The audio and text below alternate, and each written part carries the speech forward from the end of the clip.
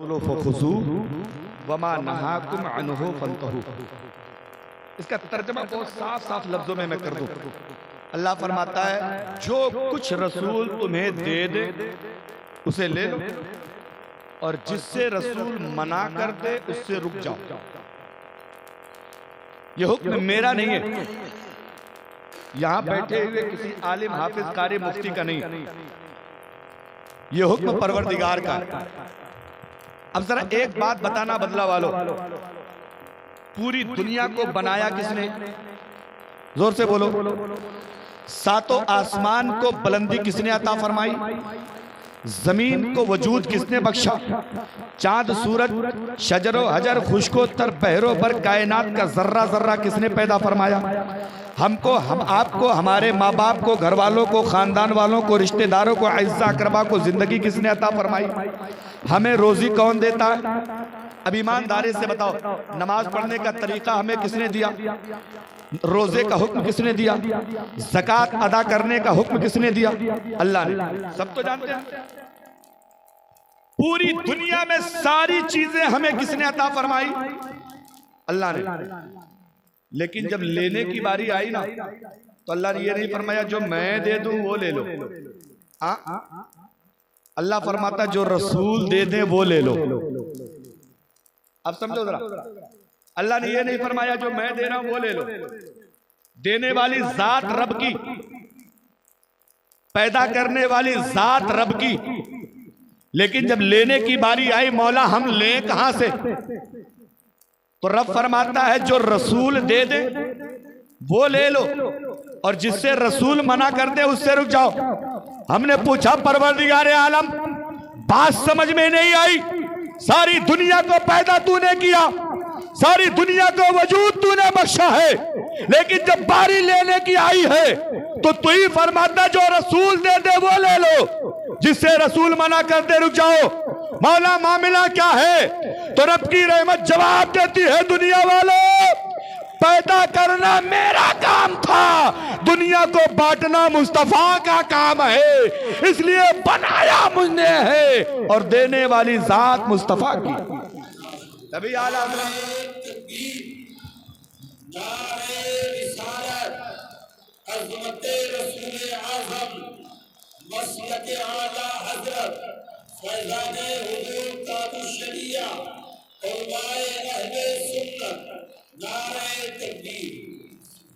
अब सुने जब बात लेने और देने की आई, हातिम ताई का नाम आप लोगों ने सुना? बड़ा सखी आदमी, उसकी सखावत पे दुनिया में फिल्में बनाई गई, उसकी सखावत पे लोगों ने किताबें लिखी, उसकी सखावत पे लिटरेचर छापे गए, कहानियां बनाई गई। उसके पोते की मुलाकात एक बार हजरत इमाम जाफर सादिक से हो गई। कौन इमाम जाफर सादिक? जिनकी हम कूड़े की फातिहा करते हैं, उन्हीं के खानदान से ताल्लुक है असद मियाँ का, इसलिए इन्हें जाफरी कहा जा रहा है। उन्हीं के खानदान से इमाम जाफर के नसब नामे से ताल्लुक रखते हैं, और जाफरी भी हैं, और अल्हम्दुलिल्लाह मैंने आज ही मुफ्ती खालिद साहब से सुना ये बाकरी भी हैं।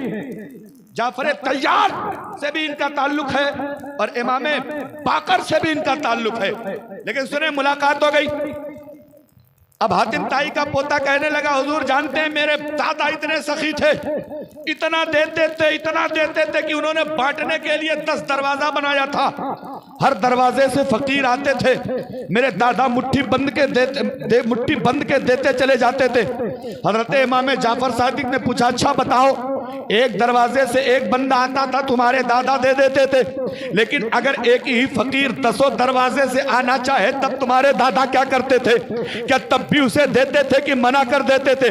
बताया नहीं। अगर कोई फकीर 10 दरवाजे से बारी बारी एक ही बंदा आ जाए तो मेरे दादा उसे भी दे देते थे, मना नहीं करते थे। हजरत इमाम जाफर सादिक ने पूछा, अच्छा बताओ, जिसको तुम्हारे दादा देते थे कितने दिन खाता था, उसका घर कितने दिन चल जाता था? अब वो कहने लगा, लगा सुनिए सुनिए, जिसको मेरे दादा देते थे 2-4 महीना साल भर तो मांगने की जरूरत नहीं पड़ती थी, उसका सारा खर्चा चल जाता था। इतना सुनते ही हजरत इमाम जाफर सादिक को जलाल आ गया। फरमाते अबे वो तेरे दादा है जिसको एक बार दे देते थे, महीना 2 महीना 6 महीने में फिर मांगना पड़ता था, लेकिन मेरे नाना का हाल ये है जिसको एक बार दे दिया कयामत तक मांगने की जरूरत ही नहीं पड़ती है, कयामत तक हाथ फैलाने की जरूरत ही नहीं पड़ती। अब वो कहने लगा अच्छा बताएं कितना देते थे आपके नाना। अब बात देने की आई है तो चले मुस्तफा करीम की बारगाह में। हजरत अबू हुरैरा रजी अल्लाह ताला अन्हु एक दिन भूख लगी, घर में खाने का कुछ नहीं है, पहुंच गए नबी की बारगाह में झोला लेकर, थैला लेकर, और कहने लगे या रसूल अल्लाह भूख लगी। अच्छा ईमानदारी से बताओ बदला वाले, तुम्हें भूख लगे या तो अपने घर जाओगे या किसी दोस्त के घर जाओगे या बिरयानी के होटल पे जाओगे, अगर ज्यादा पैसा नहीं है तो कहीं समोसा पकौड़ी से काम चला लो।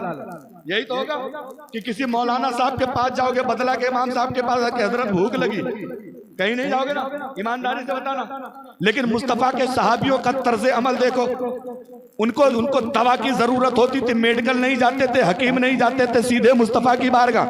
हजरत अबू हुरैरा को भूख लगी, उनको बाजार जाना चाहिए था खाना लेने के लिए, बाजार जाना चाहिए था राशन लेने के लिए, लेकिन पैसे तो थे ही नहीं, सीधे नबी की बारगाह। या रसूल अल्लाह भूख लगी है। नबी फरमाते अबू हुरैरा बैठो, इंतजार करो, अभी मेरे पास भी कुछ नहीं है, हो सकता है इंतजाम हो जाए। थोड़ी देर में एक बंदा एक खजूर लेकर आया, खजूर की टोकरी लेकर आया नबी की बारगाह में। या रसूल अल्लाह ये हदिया है, ये तोहफा है, इसको कबूल फरमा ले। हजरत अबू हुरैरा की नजर पड़ी, मुस्कुराने लगे, फरमाते चलो कुछ तो आ गया, कुछ काम हो जाएगा। खजूर की टोकरी सामने रखी है, मुस्तफा ने मुट्ठी भरी। अब ईमानदारी से बताना चाहे जितनी बड़ी मुट्ठी हो, ज्यादा से ज्यादा 1 पाव खजूरें आ जाएंगी या ज्यादा से ज्यादा आधा किलो खजूरें एक मुट्ठी में आ जाएंगी। हजरत अबू हुरैरा से कहा अबू हुरैरा थैला फैलाओ, अबू हुरैरा झोले का मुंह खोलो। हजरत अबू हुरैरा ने झोला खोला है, मेरे नबी ने मुट्ठी भरी खजूर को उठा के उसके थैले में डाल दी और फरमाते अबू हुरैरा थैला बंद कर लो, घर चले जाओ, खुद खाना, बच्चों को खिलाना, बीवी को खिलाना और रोजाना थोड़ा थोड़ा इसमें से सदका करते चले जाना। बदला वालों अब एक बात बताना, एक मुट्ठी खजूर है, तुम्हें भूख लगी हो तो बताओ खुद खाओगे कि बीवी बच्चों को लेके जाओगे? वहां तक तो पहुंचेगी ही नहीं, पहुंचेगी नहीं पहुंचेगी। लेकिन नबी फरमाते हैं अबू हुरैरा खुद खाना, बच्चों को खिलाना, बीवी को खिलाना, थोड़ा थोड़ा खजूरें सदका कर देना। बोलो जोर से, क्या कर देना? सदका कर देना। हजरत अबू हुरैरा ने थैले का मुंह बांध लिया, थैला कमर में लटका लिया। उनकी आदत, अब वो थैला कभी उतारते नहीं थे, हमेशा कमर में लटका ही के चलते थे। जहां भूख लगती थी हाथ डाला शुरू, जहां भूख लगती थी बैठे हाथ डाला शुरू, बच्चे को जरूरत पड़ी शुरू, जहां गरीब मिला हाथ डाला, उसको सदका दे दिया।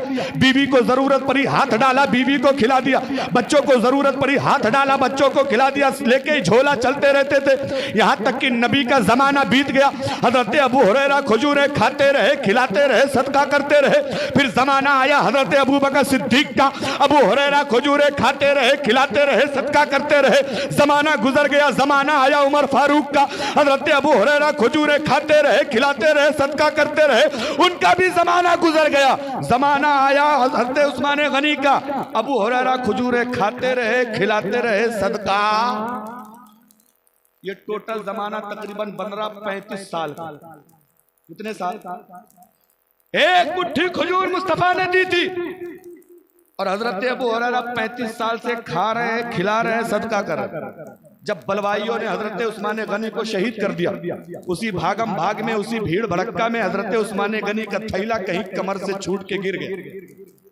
अब हजरत उस्मान गनी किनारे बैठ के खूब सिसक के रो रहे। साहबियों ने पूछा अबू हुरैरा एक बात बताओ, नबी दुनिया से गए तुम इतना नहीं रोए, अबू बकर सिद्दीक गए तुम इतना नहीं रोए, उमर फारूक गए तुम इतना नहीं रोए, अब बारी उस्मान गनी की आई है तो इतना क्यों रो रहे हो? हजरत अबू हुरैरा कहते हो दुनिया वालों आज तुम्हें एक गम है कि उस्मान गनी चले गए, मुझे डबल गम है कि मेरे घर का खर्चा चला गया है, मुझे डबल गम है कि मेरे घर का खर्चा चला गया। अब सहाबा को तजस्सुस हुआ मामला क्या है। हजरत अबू हुरैरा ने जब पूरी बात बताई कि 35 साल से जिस थैले पे मेरा घर चल रहा था, मुझे कमाने की टेंशन नहीं थी, मुझे पैसा कमाने इकट्ठा करने का कोई गम नहीं था, बस वही झोला था जो जिंदगी का सहारा था, वही झोला था जो पूरे घर का मामला निपटा रहा था। आज मेरा वो झोला गायब हो गया है, मैं उसी से खा रहा था, खिला रहा था, सदका कर रहा था। अब साहबा ने पूछा अच्छा बताओ तुमने खाया कितना ये तो पता नहीं होगा, ये तो बताओ तुमने सदका कितनी खजूरों का किया। बदला वालों आगे का जुमला सुनो, ईमान ताजा हो जाएगा। हजरत अबू हुरैरा कहते तकरीबन मैंने 80 मन खजूरों को सदका कर दिया। जरा जोर से कह दो सुभान अल्लाह, कितनी? 80 मन खजूरों का सदका कर दिया है। यार मेरे भाई ईमानदारी से बताओ, अगर वो थैला गायब ना होता तो हजरत अबू हुरैरा की नस्लें खाती रहती, कयामत तक खत्म होने वाला नहीं था। तभी तो आला हजरत फरमाते हैं कौन देता है देने को मुंह चाहिए, देने वाला है सच्चा हमारा नबी, सबसे आला वो औला हमारा नबी, सबसे बाला वो वाला नबी। कितना देते हैं, इतना देते हैं और आगे बढ़े। घबरा तो नहीं ना, थोड़ी देर और, बहुत ज्यादा आपका वक्त मैंने कहा था 15 मिनट हो गया, 15 मिनट हो गया। ईमानदारी से बताओ जाने का मन कर रहा? जोर से बोलो जाने का मन हो रहा है? अच्छा जरा हाथ उठा के जल्दी से बताओ कौन कौन भाग जाएगा। भागिए मत, होश में रहिए। अभी तक नाज़िम साहब, शायर साहब सबने आपसे कहलवाया है सुभान अल्लाह, लेकिन ईमानदारी से बताओ इनाम नहीं दोगे तो घाटा हमारा, सुभान अल्लाह नहीं कहोगे तो घाटा तुम्हारा। और सुनो बदला वालों, मैं मुस्तफा की एक हदीस पढ़ रहा हूँ, बगैर बुलाए तुम बोलोगे सुभान अल्लाह। नबी फरमाते हैं जो बंदा एक बार मोहब्बत से सुभान अल्लाह कहता है, अल्लाह उसके नाम का एक पेड़ जन्नत में लगवा देता है। अब मैं तुमसे कहूंगा नहीं, देखे कितने अक्लमंद लोग जलसे में बैठे हैं, कितने अपने फायदे के लिए जलसे में आए हैं, नींद खराब कर रहे हैं, बिस्तर को छोड़ के आए हैं, ठंड बर्दाश्त कर रहे हैं, सैयद साहब की जियारत कर रहे हैं और नबीरे मुफ्ती है नानपारा। अच्छा एक बात बताओ, नबीरे का मतलब समझते हो तुम लोग? आधे तो जानते नहीं हजरत। अब हम तुमको आसान लफ्जों में बताएं, नबीरा का मतलब होता पोता। अब जान गए? नहीं जाने? मैं सीतापुर के जलसे में कहा, मैंने कहा शाबान का महीना जानते हो? तो आदमी सब हर हिला शाबान ने, मैंने कहा अच्छा बता हलवा वाला महीना जानते हो? तो पूरा मजमा कर अरे हजरत उसको कैसे भूल जाएंगे। हाँ तो ये सुन्नी है, कुछ लगा बजा के जब तक ना बताओ तो ये समझते नहीं। नबीरा का मतलब होता है पोता, और इसी जुमरे में नाती भी गालिबन आ जाता है। नाती और पोता दोनों के लिए लफ्ज़ नबीरा इस्तेमाल हो।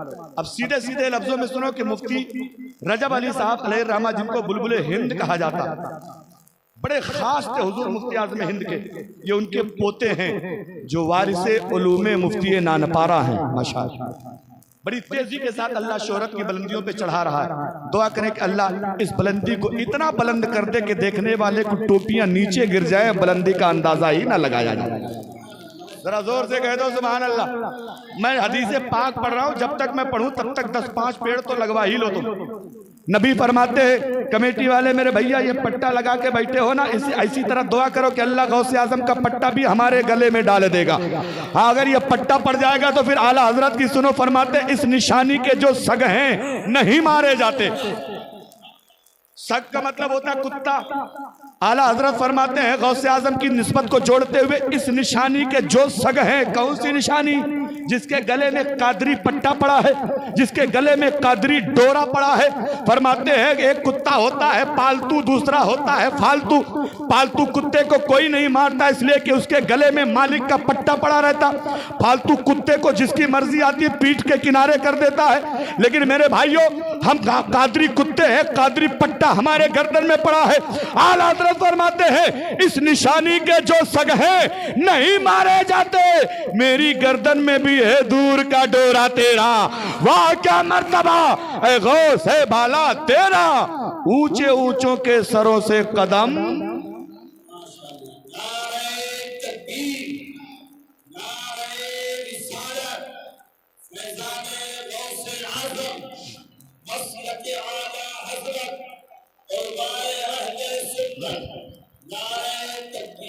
तवज्जो है, सुनो जोर से सुभान अल्लाह कहो तो पेड़ कहाँ लगता है? एक बार नबी फरमाते बंदा एक बार मोहब्बत से सुभान अल्लाह कह दे तो अल्लाह उसके नाम का एक पेड़ कहाँ लगवाता है? जोर से पीछे वालों तुम भी बोलो पेड़ कहाँ लगता है? जिसको जिसको जन्नत में पेड़ लगवाना है जरा जोर से हाथ उठा के कह दो सुभान अल्लाह। जिसको जिसको लगवाना है वही उठाएगा, जिसकी जरूरत नहीं है उसको उठाने की जरूरत नहीं है। जिसको जिसको जन्नत में पेड़ लगवाना है जरा मोहब्बत से कह दो सुभान अल्लाह। अब ईमानदारी से बताओ बदला वालों क्या जन्नत देखे हो? फिर कैसे पता? यार तुमने भी नहीं देखी, हमने भी नहीं देखी, खुदा जाने इन उलमा पे अल्लाह ने किसी पे करम कर दिया हो तो सुभान अल्लाह। हमने जन्नत तो नहीं देखी लेकिन हमारा अकीदा ईमान बिल गैब पर होता है। हमने खुदा को नहीं देखा, नबी ने फरमाया खुदा है, हमने मान लिया। हमने जन्नत नहीं देखी, नबी ने फरमाया हमने मान लिया। आसमान सात है, हमने सातों को नहीं देखा, नबी ने फरमाया हमने मान लिया। जमीनें सात है, हमने सातों को नहीं देखा, नबी ने फरमाया हमने मान लिया। नबी मेराज में गए, हमने जाते नहीं देखा, नबी ने फरमाया हमने मान लिया। नमाजों का तोहफा लेकर आए, हमने लाते नहीं देखा, नबी ने फरमाया हमने मान लिया। छठे आसमान पे हजरत मूसा से मुलाकात हुई। मुलाकात के बाद हजरत मूसा ने 9 बार मुस्तफ़ा को रब की बारगाह में वापस भेजा। हमने 9 बार आते जाते नहीं देखा, नबी ने फरमाया हमने मान लिया। नबी खाने काबा का तवाफ करते रहे, हमने तवाफ करते नहीं देखा, नबी ने फरमाया हमने मान लिया। हमने नबी को ज़मज़म पीते नहीं देखा, नबी ने फरमाया हमने मान लिया। मकाम इब्राहिम पे मुस्तफ़ा ने नमाज पढ़ी, हमने नमाज पढ़ते नहीं देखा, नबी ने फरमाया हमने मान लिया। हजरत जिब्रील नबी की बारगाह में 24,000 मरतबा आए, हमने एक बार भी नहीं देखा, नबी ने फरमाया हमने मान लिया। नबी ने नमाज पढ़ी, हमने नहीं देखा, लेकिन हमने मान लिया। नबी को रोजा रखते नहीं देखा, नबी ने फरमाया हमने मान लिया। नबी ने मक्का से मदीना हिजरत करी, हमने जाते नहीं देखा, नबी ने फरमाया हमने मान लिया।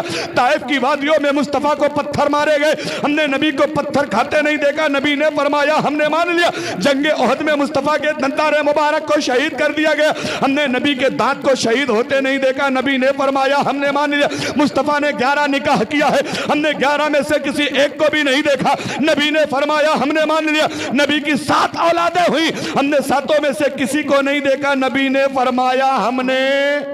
जोर से बोलो हमने। क्यों? एक देखने वाले का कहा मान लिया है, अरे एक देखने वाले का कहा मान लिया है। अरे बिन देखे तुझे हमने खुदा मान लिया है, बिन देखे तुझे हमने खुदा मान लिया है।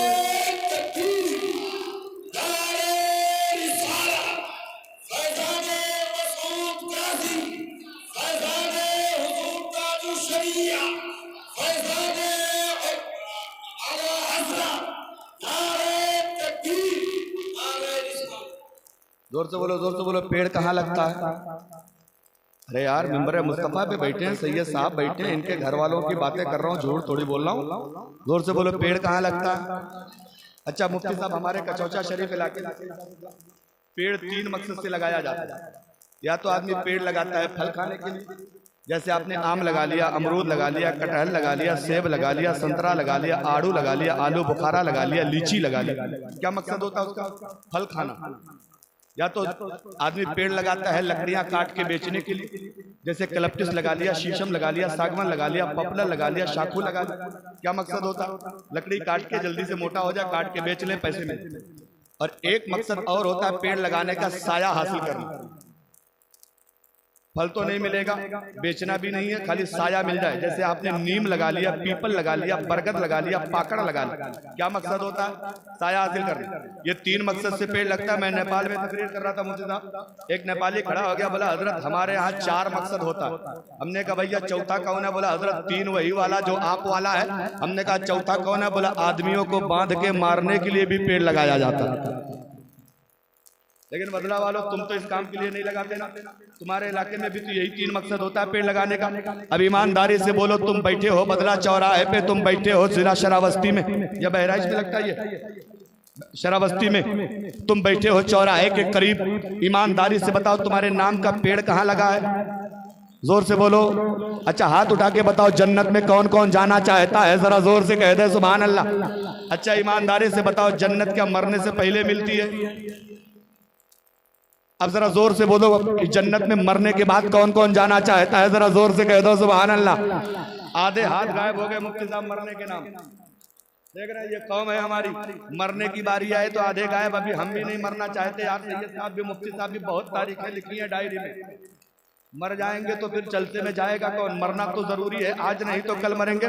बस ये कहते हैं कि काश अगर इसी तरह जिक्र मुस्तफ़ा करते करते मौत आ जाए तो अल्लाह की कसम उस मौत से अच्छी दुनिया में कोई मौत हो ही नहीं सकती, समझ रहे ना। और आप दुआ करें कि अल्लाह ताला इसी तरह कुर्सी पे बैठे बैठे नबी की नाज सुनते सुनते जिक्र नबी सुनते सुनते आंख लग जाए और फिर जब फरिश्ते उठा के ले जाए तो आंख खुले तो जन्नत ही नजर आ जाए। अब जोर से बोलो पेड़ कहाँ लगता है? बोलते रहो जब तक हम हदीस पूरी करें तब तक 10-20 पेड़ लगवा ही लो तुम। जोर से बोलो पेड़ कहाँ लगता है?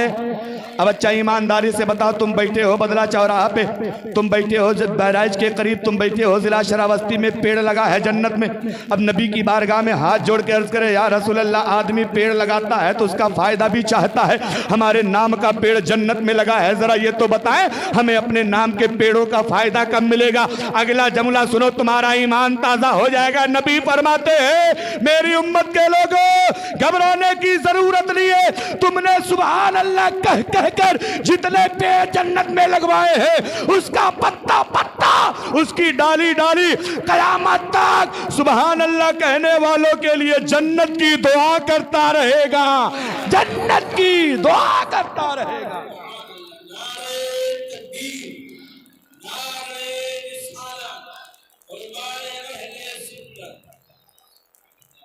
जोर से बोलो। अब एक बार जिसको जितना मोटा पेड़ जन्नत में लगवाना है ना, जरा उतनी जोर से सीने से आवाज निकाल के कह दो सुभान अल्लाह। अगर हजरत अभी कोई बोलने के लिए तैयार नहीं, अपने फायदे के चक्कर में सब गला फाड़े पड़े। हाँ लेकिन सुने, बोलते रहिए। अच्छा हमारे जलसों में ये इल्जाम भी लगता, मुफ्ती साहब कहते हैं ना कि सुन्नी तो आधा जलसा सुभान अल्लाह में गोल कर देता। शायर आएगा तो, अनाउंसर आएगा तो, मुकर्रिर आएगा तो, नकीब आएगा तो, जो भी आएगा कहता कह दो सुभान अल्लाह। हमने कहा बेवकूफ, हम अपनी कौम का भला चाहते हैं इसलिए उनसे सुभान अल्लाह कहलवाते। कहेगा इसमें कौन सा भला? हमने कहा सुन, मजमे में आने वाला हर आदमी कुरान शरीफ पढ़ा हुआ नहीं होता है क्या? जोर से बोलो, इतने लोग हैं क्या सबने कुरान पढ़ा? अगर नहीं पढ़ा है तो अल्लाह के नबी फरमाते कुरान का एक हर्फ पढ़ो अल्लाह 10 नेकी दे देता। अब ईमानदारी से बताओ, अगर मुफ्ती इस्लाम ने कुरान पढ़ा है उनको बरकत मिल गई, कारी इसराइल को बरकत मिल गई, मुफ्ती खालिद साहब को मिल गई, हमारे नकीब मौलाना नईम साहब को मिल गई, जितने उलमा हाजी नमाजी बैठे हैं जिन्होंने कुरान पढ़ना सीखा है उनको तो उन्होंने पढ़ के बरकत हासिल कर ली, जिन्होंने नहीं पढ़ा है वो बेचारे क्या करें? वो बरकत कहां से हासिल करें? तो हम अपने जलसों में ज्यादा से ज्यादा सुभान अल्लाह इसलिए कहलवाते हैं कि जिन्होंने कुरान पढ़ा है वो पढ़ के बरकत हासिल कर ले, जिन्होंने नहीं पढ़ा है वो सुभान अल्लाह कह के बरकत हासिल कर ले, वो सुभान अल्लाह कह के बरकत हासिल कर ले। हाँ इसलिए बोलते रहे। हाँ और वो देखो ना, कुछ लोग होते हैं स्टेशन पे चले जाओ तो ऐसे ऐसे पीटते मिल जाते हैं। हजरत मैं भी कहीं किसी नानपारा में बैठा था राजा मस्जिद के पास, मुझे कोई काम था और वो बीच वाले डिपार्ट वाले 3-4 आ गए। अब हम बड़े चक्कर में यार इनसे बात कौन करे, ये ना इधर के हैं ना उधर के। हाँ मुफ्ती इस्लाम साहब बम्बई का बहुत सफर करते हैं, इनसे बहुत लोग मिलते हैं ट्रेनों में। जैसे ट्रेन आउटर पे खड़ी होती है वैसे वो चढ़ जाते करते नहीं चढ़ते, और वैसी ताली मारते हैं कि दुनिया में वैसी ताली तो कोई मार ही नहीं पाता। लेकिन हमारा एक फिरका है जिसको अहले हदीस कहा जाता है, गैर मुकल्लिद कहा जाता है, जिसको नाम है जाकिर नालायक। वो बदतमीज अपनी महफिलों में ताली, और हमारा नौजवान उसका बड़ा फैन है। ओ मेरे भाई फैन बनना है ना, नबी फरमाते अलमरओ मअ मन अहब्ब इलैहि, बंदा दुनिया में जिससे मोहब्बत करता है मैदान महशर में उसका हिसाब किताब उसी के साथ किया जाएगा।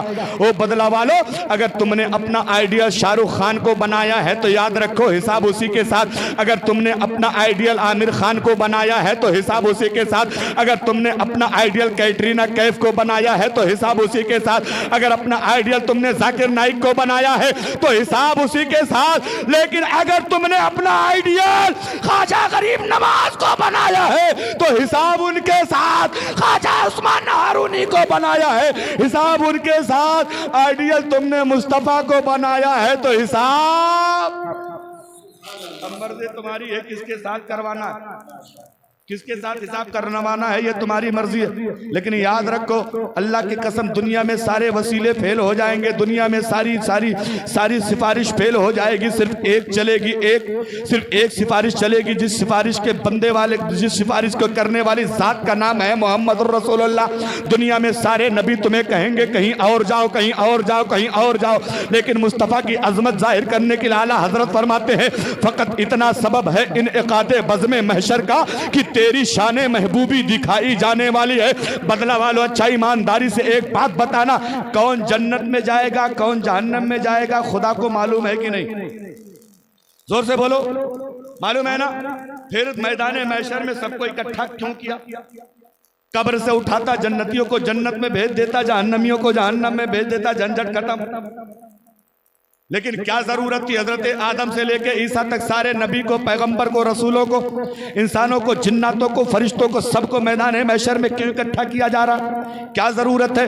जरूरत सिर्फ इसलिए है कि जिन्होंने दुनिया में मुस्तफ़ा की अजमत का इनकार किया था, जिन्होंने दुनिया में नबी पे सलातो सलाम को हराम कहा था, जिन्होंने दुनिया में मुस्तफ़ा को अपनी तरह बताया था, जिन्होंने दुनिया में नबी के रोजे पे हाजिरी को शिर्क का अड्डा बताया था, ऐसे लोगों को पता चल जाए अब अगर सिक्का चलेगा तो मोहम्मद अरबी का चलेगा, अब अगर हुकूमत चलेगी तो मुस्तफा जाने रहमत की चलेगी। तभी ललकारते हुए आला हजरत फरमाते हैं, हमें सबने सफे महशर में ललकार दिया हमको, ऐ बेकसों के आका अब तेरी दुहाई है। सुनते हैं कि महशर में सिर्फ उनकी रसाई है, अगर उनकी रसाई है लो जब तो बनाई।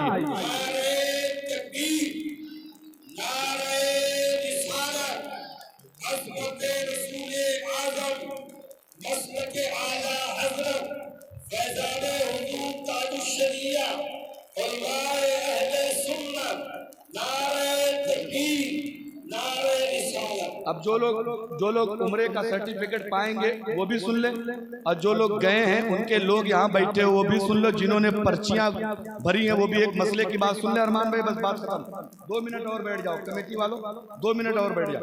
सुने, हम तो उम्रा चले गए, अल्लाह करे कि बदला का हर बंदा उम्रा करने चला जाए, और अगर अल्लाह तौफीक दे तो उम्रे के साथ साथ अल्लाह तुम्हें हज भी नसीब फरमाए। अब सुने जरा ईमानदारी से, हम वहां गए, कितने दिन रुकना है? किसी का पैकेज 15 दिन, किसी का पैकेज 20 दिन, किसी का पैकेज 1 महीना का होता। आपके पैसे के हिसाब से है, आपके वक्त के हिसाब से वहां सहूलतें मिलती। अब ईमानदारी से बताओ, 15 दिन में हमको नमाज भी तो पढ़नी है, नहीं पढ़ना? खाना भी तो खाना है।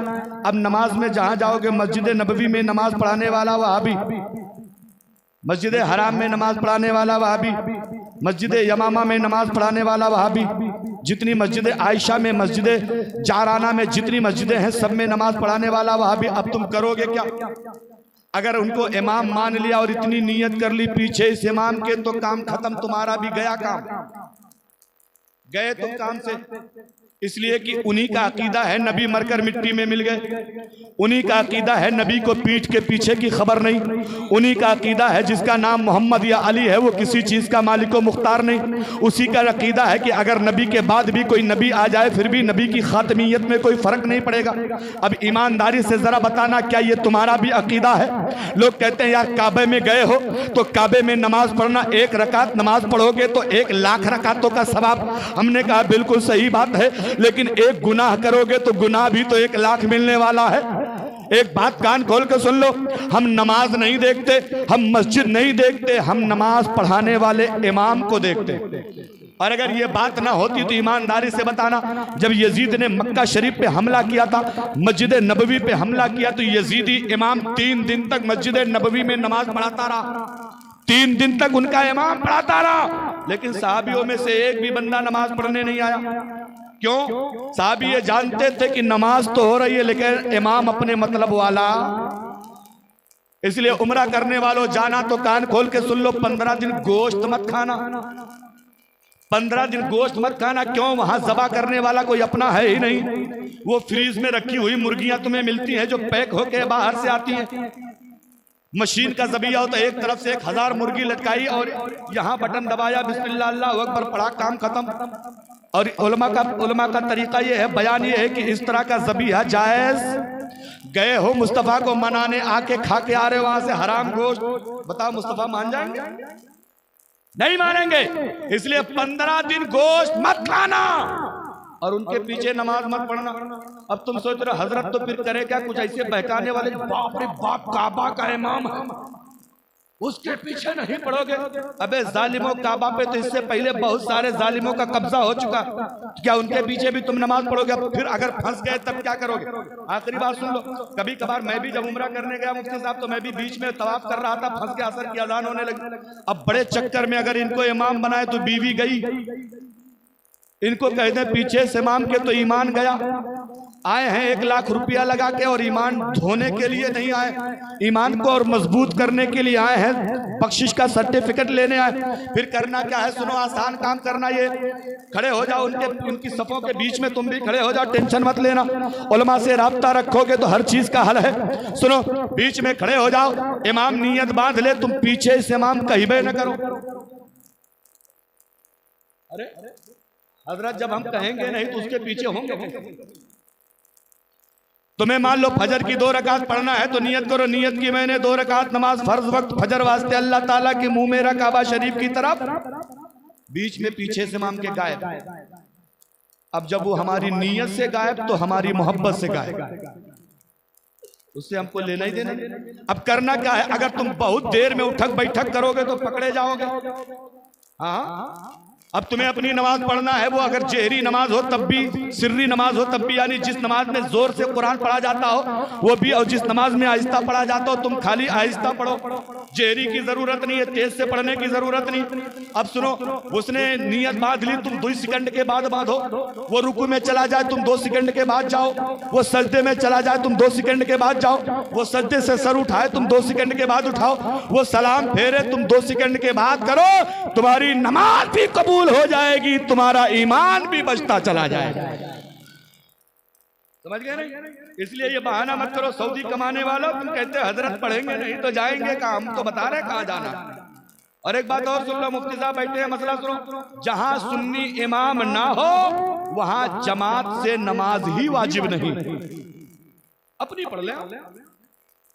और एक बात और है, आपका तो ग्रुप जाए, हाँ नहीं, कभी कभार फंस जाते हैं। सऊदियों ने एक काम बहुत बढ़िया किया, मालूम? इतना बढ़िया किया कि हमको बहुत पसंद आया और हमने उसका बहुत इस्तेमाल किया। क्या किया उन्होंने मालूम? अबू जहल के घर को लैट्रिन बना दिया। अबू जहल का जो घर है ना, उस पूरे घर को लैट्रिन बना दिया। ये काम इतना किया है कि हाजी इंडिया से जाता है लेकिन उसके घर का इस्तेमाल करके जरूर आता। तो मेरे भाइयों, ये काम, अब गोश्त अगर 15 दिन नहीं खाओगे तो क्या मर जाओगे? ईमानदारी बताओ। लेकिन हम लोग मौलवी आदमी क्या करें? 3 दिन नहीं बर्दाश्त होता है, 15 दिन तो बहुत दूर की बात है। कारी कमरुद्दीन मजाक नहीं करे, मुफ्ती इस्लाम साहब अगर 3-4 दिन प्रोग्राम नहीं होता है ना, या तो मदरसे में गोश्त पकता है, नहीं तो बिरयानी खाने नानपारा आता हूं मैं। अपनी बात बता, क्या करें, जबान बिगड़ गई। और मैं पूरी गारंटी के साथ कहता हूं, जितना बढ़िया हम खाना खाते हैं, बदला चौराहे में सबसे ज्यादा रोज रुपया कमाने वाला उतना बढ़िया खाना वो जिंदगी में खा ही नहीं पाए। और जितना बढ़िया कपड़ा हम लोग पहनते उतना बढ़िया, तुम चाहे रोज 5,000 बचाओ, उतना बढ़िया कपड़ा कभी नहीं पहन पाए। हाँ, बिल्कुल गारंटी से कह रहा हूँ। और अगर यकीन ना हो तो मैं नेपाल में तकरीर कर रहा था, एक बंदा का, हजरत आप लोगों की तनख्वाह 5-6 हज़ार होती है लेकिन